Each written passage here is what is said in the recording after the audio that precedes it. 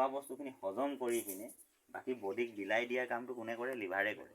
Liver যেতিয়া week হৈ যাব তেনেহ'লে গোটেই বডিয়ে উইক। লিভাৰটো সদায় বচাই ৰখাটো খুব দৰকাৰ। সেইকাৰণে মানুহে কয় না বেছিকৈ বোলে ড্ৰিংকছ নকৰিব, মদ পানী বেছি নাখাব। কাৰণ কেলৈ? মদ পানী খোৱা মানুহৰ লিভাৰটো বেয়া হৈ যায়, পিছত ভাত পানী একো খাব নোৱাৰা হৈ যায়। লাহে লাহে লাহে লাহে লাহে কি হৈ যায়? দুৰ্বল হৈ গৈ থাকে। গম পাইছেনে? তো কথাটো হ'ল আপুনি চব কোচ খাব পাৰিব যদি আপোনাৰ লিভাৰটো ঠিক থাকে। গম পাইছে?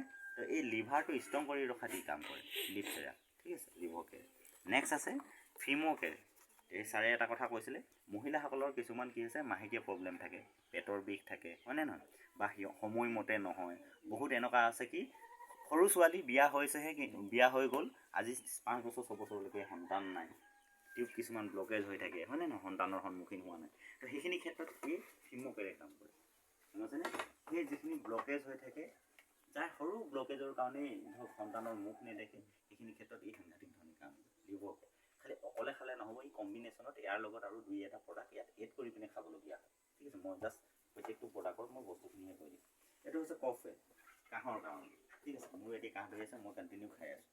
ঠিক আছে, তো এতিয়া কথাটো হ'ল ই কফ অইল, ই সৰু বাচ্চাকো দিব পাৰে, ডাঙৰ মানুহকো খাব পাৰে। ডাঙৰ মানুহে মাত্ৰাটো অলপ বেছিকৈ খাব লাগিব, সৰু ল'ৰাই কমকৈ খালে। ঠিক আছে, এতিয়া ইয়াৰ কি হৈছে, ইয়াত কোনো ধৰণৰ এলকহল নাই। আমি যদি ফাৰ্মাচিটিকেলৰ পৰা আনো তাত কি থাকে? এলকহল থাকে, ড্ৰাগ দিয়া থাকে, যিটো আমাৰ শৰীৰৰ কাৰণে খুবেই বেয়া। তাতে কেমিকেল থাকে বহুতখিনি। কিন্তু এইটো সম্পূৰ্ণ আয়ুৰ্বেদিকেলি বনাইছে, নেচাৰেলি বনাইছে, য'ত মৌজোলৰ পৰা ষ্টাৰ্ট কৰি লং, ইলাচি, আদৰক, এই বস্তুখিনি এনেকুৱা ধৰণৰ বস্তুখিনি দি পিনে বনাইছে, যিখিনি আমি সাধাৰণতে খাওঁ। ঠিক আছে, তো এইটো এটা খুব এটা ভাল প্ৰডাক্ট হয়। নেক্সট যদি চাবলৈ যায় লেডি কেয়াৰ। এতিয়া লেডিজৰ যদি সেই সমস্যাটো, বাইদেউ মই যিটো কৈছোঁ, মহিলাসকলৰ যদি সেনেকুৱা প্ৰব্লেম থাকে মাহেকীয়া, তো তেওঁলোকৰ কাৰণে কোনকেইটা প্ৰডাক্ট হয়? এখন লেডি কেয়াৰ, লিভৰ কেয়াৰ, আৰু লগতে আপুনি এনাৰ্জি বুষ্টাৰ এটা। এই 3টা বস্তু যদি ল'লে, তো মই গেৰেণ্টিকে চাৰ্ট কৰিম, যদি সেই মানুহজনীয়ে ভাল নাপায় নহয়, ফুল্লি পইচা মই ৰিটাৰ্ণ কৰিম। ইমানটোলৈকে গেৰেণ্টি আছে। মাহেকীয়া যিকোনো সমস্যা 100% 3 মাহৰ ভিতৰত টোটেলি খতম হ'ব। ঠিক আছে, এইটো নকওঁ যে বাচ্চা যিটো হোৱাৰ ক্ষেত্ৰত হয়, সেইটো ভগৱানৰো কিছুমান কি থাকে? দেন থাকে। যিমানে যি নকওক লাগে, ভগৱানে যদি আপোনাক বোলে নাই দিয়া, তেনেহ'লে সেইটো নহ'ব, হয় নে নহয়? কিন্তু যদিহে তাৰ ফিজিকেলি কিবা যদি আন্দৰণি প্ৰব্লেম আছে, তেনেহ'লে সি 100% ঠিক কৰিব, সেইটো গেৰেণ্টি। কিন্তু তাৰ ওপৰত বোলে ভগৱানেই বোলে নাই দিয়া, তেনেহ'লে এইটোতো আৰু তাত উপায় নাই। গম পাইছে? তো এইকেইটা বস্তু তাত ইউজ কৰিব পাৰে। নেক্সট আছে, এইটো হৈছে ক্ল'ৰ'ফিল। এইটো জেনেৰেলি চবেই খাব পাৰে। এই 2টা প্ৰডাক্ট, বেমাৰ হৈছে তেতিয়াও খাওক, বেমাৰ নাই হোৱা তেতিয়াও খাওক। কেলৈ? কেতিয়াবা নহয় কেতিয়াবা কি হৈছে, আমি বাহিৰত কিবা কিবি খাই দিওঁ, উৎপটাং খাই দিওঁ। আজি বিয়া এখন পৰিলে বোলে একেলগতে 2খন বিয়া পৰি গ'ল, 2 ঘৰতে বজাই দিলোঁ, হয় নাই? তাত বোলে মাছো দিছে, মাংসও দিছে, আৰু কি দিছে ঠিকনা নাই, চব খাই দিলোঁ। এতিয়া পেটেটোতো সেইখিনি গোটেইখিনি গণ্ডগোলটো কৰিবই সি, হয় নাই? এতিয়া ইহঁতি কি কৰে?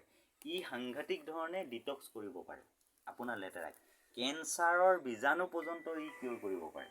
কেঞ্চাৰ পেচেণ্ট পৰ্যন্ত ভাল হৈছে, অকণমানো নোচোৱাকৈ। এতিয়া খহু এটা হৈছে, খহুটো আপুনি চেপিলেহে পোঁজ ওলাব, হয় নাই?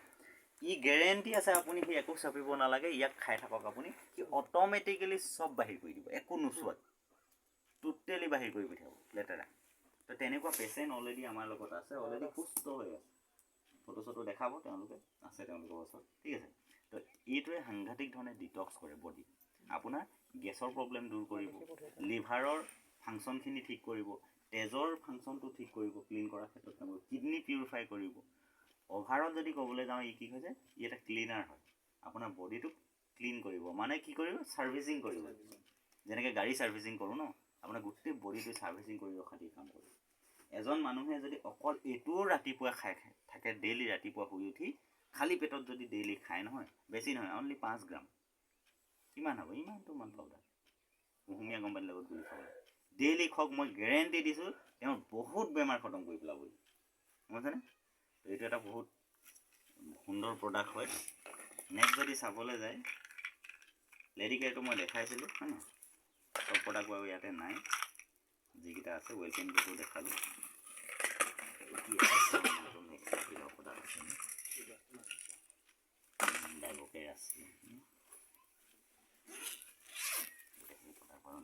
এইটো হৈছে শিৱাক্ষ সঞ্জীৱনী বুটি বুলি কোৱা হয়।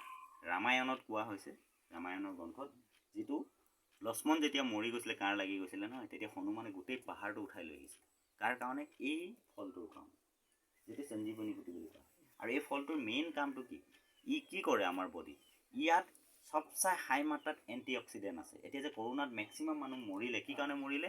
অক্সিজেনটো কমি যায় তাৰ বডিত, গম পাইছানে? আৰু সেইটো কমেই কি কাৰণে? কাৰণ তাৰ হিমোগ্ল'বিন কমি যায় তেজত, যি নেকি অক্সিজেন কঢ়িয়াই নিয়ে বডিলৈ, গম পাইছেনে? প্ৰত্যেকটো কোষলৈ। তো ই সেই ক্ষেত্ৰত ই কাম কৰে, গম পাইছানে? আপোনাৰ এণ্টি অক্সিজেনৰ মাত্ৰাটো বৃদ্ধি কৰে, লগতে কেলছিয়াম সবচাই হাই মাত্ৰাত ইয়াত পোৱা যায়। গোটেই পৃথিৱীৰ গোটেই মানৱ জাতিক অকলে ই কেলছিয়ামৰ পুৰি কৰিব পাৰে বুলি কৈছে। এইটো মই কৈ থকা নাই, আজি বহুত ডাঙৰ কি হৈছে চাইণ্টিষ্টে কৈ আছে। লগতে আমাৰ দেশৰ প্ৰধানমন্ত্ৰী নৰেন্দ্ৰ মোদীও ইয়াৰ বিষয়ে কৈ আছে। ঢেৰো ভিডিঅ' আছে, আপোনালোকে চাব পাৰে। চিবাকথোন এইটো নৰ্মেলি সকলো মানুহে ইয়াক ইউজ কৰিব পাৰে, অকল বেমাৰী বুলি নহয়। কিন্তু যাৰ বেমাৰ হৈ আছে, যাৰ কেঞ্চাৰ নিচিনা পেচেণ্ট হৈ আছে, কেঞ্চাৰ, এই দুটা লগত এইটো আৰু এনাৰ্জি বুষ্টাৰ, মই গেৰেণ্টি দি দিম, সি যদি 6 মাহ খাই দিয়ে নহয়, তাৰ কেঞ্চাৰ খতম কৰি পেলাব, বুজিছেনে? ইমান মানে পাৱাৰ আছে ইয়াত। তো এইকেইটা প্ৰডাক্ট আছে। লগতে আৰু কেইটামান দেখাইছোঁ মই, যিটো আমাৰ খেতি বাতি কৰাৰ ক্ষেত্ৰত ভূ এক্টিভ, মাটিৰ উৰ্বৰতাটো বঢ়াবৰ কাৰণে, সাৰুৱা কৰিবৰ কাৰণে। প্ৰথম যেতিয়া মানুহে মাটিডোখৰ চহাই নহয়, তেতিয়া এইটো পানীত স্প্ৰে কৰিও মাৰিব পাৰে, বা আদাৰ আপুনি গোবৰৰ লগত অলপ মিক্স কৰি পিনে ছিটিয়াই পিনেও মাৰিব পাৰে, ঠিক আছে? এইটো এটা খুব সুন্দৰ প্ৰডাক্ট মাটিৰ উৰ্বৰতা বঢ়োৱা। এইটো হৈছে নিম চিকিউৰ অইল, যিটো আমাৰ গছ গছনি ফল মূলটো ধৰোঁতে, ফুলটো ধৰোঁতে পোক আহি যায়, পোকে ধৰে, হয় নাই? এতিয়া দাংবডি খেতি হৈ আছে, বা আদাৰ কিবা ভেন্দি খেতি হৈ আছে, ভেন্দিৰ পাতবোৰ কিবা পখিলা নিচিনা হেৰি ধৰি পিনে বান্ধি পেলাই, হয় নাই? তো মাৰি পেলাই। তো এতিয়া সেইবোৰ জেগাত যদি আপুনি ইয়াক স্প্ৰে কৰে, একবাৰ যদি স্প্ৰে কৰে, গোটেই তাৰ ছিজনটো আপোনাক আকৌ দ্বিতীয়বাৰ কৰিবলগীয়া নাই, সিহঁতি নাহে আৰু। এই বস্তুটো কি আছে? নিম তিতা আছে, নিমৰ পৰা ইয়াক প্ৰস্তুত কৰিছে, যিটো বস্তু আপুনি এতিয়া স্প্ৰে মাৰি আহিছে, আগবেলা পিছবেলা ছিঙি পিনে খাব পাৰে। আপোনাৰ ইয়াতে কোনো ধৰণৰ ছাইড এফেক্ট নাই। কিন্তু যদিহে আপুনি সেই কেমিকেলখিনি আনি পিনে যদি স্প্ৰে কৰিব, আগদিনা মাৰিছে তো পিছদিনা খাব পাৰিব? দিগদাৰ আছে আপুনি, গম পাইছেনে? কি হ'ব পাৰে, দিগদাৰ আছে। তো এইটো আপুনি ফুল্লি অৰ্গেনিক, ঠিক আছে? আৰু দুটা আছে হ'ব কিবা, এইটো হৈছে চব্জি। আপোনাৰ কি কৈছে? আপোনাৰ চব্জিখিনি বৃদ্ধি কৰাৰ ক্ষেত্ৰত, ৱেট বঢ়োৱাত আৰু সুস্থ কৰাত, মানে ই এটা ভিটামিন হয়, ঠিক আছে? এনেকুৱা ধৰণৰ প্ৰডাক্ট ঢেৰো প্ৰডাক্ট আছে। জাষ্ট মই এই কেইটামান প্ৰডাক্ট আছিলে, এইকেইটা আপোনালোকক শ্ব' কৰিলোঁ, ঠিক আছে? তো ইয়াত টোটেল 60+ প্ৰডাক্ট আছে। অকল আমাৰ কি হৈছে, আমি খোৱা ধৰণৰ, ঠিক আছে? আমাৰ ইউজৰ এক্সট্ৰাকৈ ইউজ কৰা আপোনাৰ ক্ৰীমৰ পৰা ষ্টাৰ্ট কৰি, ঠিক আছে? শ্বেম্পু, তেল, চুলিত লোৱা তেল হওক, এভৰিথিং, চাবোন, ফেচ ৱাছ, গোটেই বস্তুখিনি ইয়াতে আছে। এই গোটেই বস্তুখিনিয়ে পাব। তাৰ লগতে এতিয়া বৰ্তমান কাপোৰৰ ক্ষেত্ৰত যদি ক'বলৈ যাওঁ, বেড কভাৰ আছে, পিলো কভাৰ আছে, জিন্সৰ পেণ্ট আছে, লগতে আপুনি কোটৰ পেণ্ট চাৰ্ট হেৰি ল'ব পাৰে, ঠিক আছে? এই গোটেইখিনি এভেইলেবল আছে এতিয়া বস্তু। তো এনেকুৱা অহা দিনত আমাক যি বৰ্তমান প্ৰয়োজন হয়, এতিয়া কিচেনৰ যিখিনি সামগ্ৰী, এতিয়া বৰ্তমান মছলাজাতীয় সামগ্ৰীখিনি আছে। অহা দিনত আপুনি ইয়াতে মিঠাতেলো পাব, আপুনি যদি পাপৰ খাব বিচাৰিছে, পাপৰো পাব ইয়াতে। গোটেই বস্তুখিনি ইয়াতে পাবলৈ গৈ আছে। খুব এটা সুন্দৰ। আৰু এটা চবচে ডাঙৰ বস্তুটো কি হৈছে, বাই ছিষ্টেম, এই প্ৰত্যেকটো বস্তু বাই ওৱান গেট ওৱান, এটা কিনিলে এটা ফ্ৰী পাব। কিন্তু বাই ছিষ্টেমত যোৱাৰ পাছতহে পাব, আপুনি ডাইৰেক্টলি নেপায়, গম পাইছেনে? এই ছিষ্টেমত আপুনি আহিলে, অহাৰ পাছত আপুনি দুজনক শ্বেয়াৰ কৰিলেতো আপুনি কি হৈছে, নেক্সট আপুনি যি বস্তু কিনে, এটাৰ দামত আপুনি দুটা পাব। মানে কি, 1 মাহৰ কাৰণে কিনিছে, আপুনি 2 মাহৰ কাৰণে পাই আছে, হয়নে? তো তেনেহ'লে বেনিফিট আছে নেকি?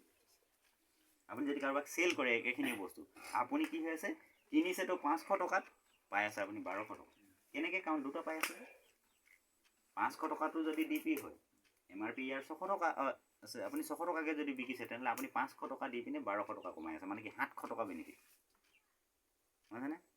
তো বহুত ডাঙৰ বেনিফিট আছে ইয়াতে, যদি এজ এ বিজনেছ হিচাপে ওলায়। আৰু এটা কথা কওঁ, যদি বিজনেছ হিচাপে যদি নাইও লোৱা, তেনেহ'লে কি হৈছে, এটা মানৱ সেৱা হিচাপেও কৰিব পাৰে। কাৰণ বিভিন্ন ধৰণৰ মানুহে আজি কি হৈছে, বিভিন্ন ৰোগত ভুক্তভোগী হৈ আছে, হয় নাই? চব বস্তু যি খাইছোঁ আমি কেমিকেলযুক্ত। কেইটা বস্তু এনেকুৱা খাইছোঁ নেকি ঘৰতে উৎপাদন কৰি, চব্জি কৰিছোঁ যদিও খুব বেছি 2-3 মাহৰ কাৰণে হয়, তাৰপাছততো কিনিয়ে খাব লাগে। হয় নাই? চব্জিকেইটা যদি বা চাউলকেইটা নিজে কৰি খাইছোঁ, তো বাকী আদাৰ বস্তুখিনিতো কিনি আনিবলগীয়া হৈছে। মিঠাতেল কিনি আনিছোঁ, দাইল কিনি আনিছোঁ, চবতে কেমিকেলে আহিছে। চৰকাৰেতো দি আছে গোটেই প্লাষ্টিক ভাত, প্লাষ্টিক চাউল দেখিছে, হে উপঙি থাকে, হয় নে নহয়? সেইখিনিয়ে খাই আছোঁ।